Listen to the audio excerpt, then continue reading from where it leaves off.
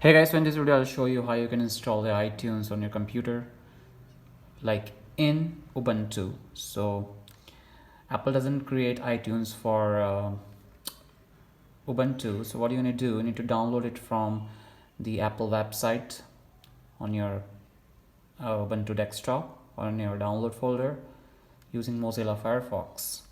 Once you do, it's a 64-bit version, guys. So if you're on 32-bit, you can download 32-bit version. Once it's completed, you need to launch terminal, and then you need to install Wine before this.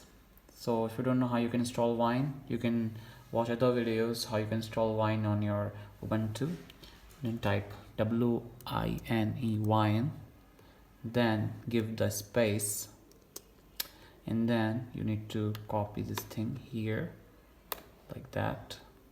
Once you do, just click enter and it will pop up the iTunes setup screen like that, and you need to follow the on-screen instruction to set up the iTunes. And you're running the latest iTunes on your you can see here 12.1.0. so this is the latest version of iTunes install. Just click install. Yes.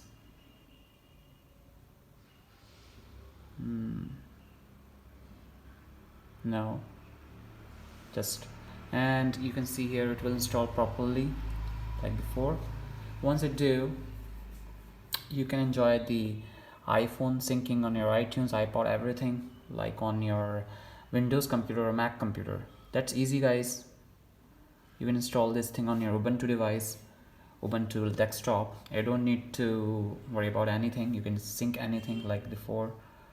And yeah guys, I hope you like this video. Thanks and peace out.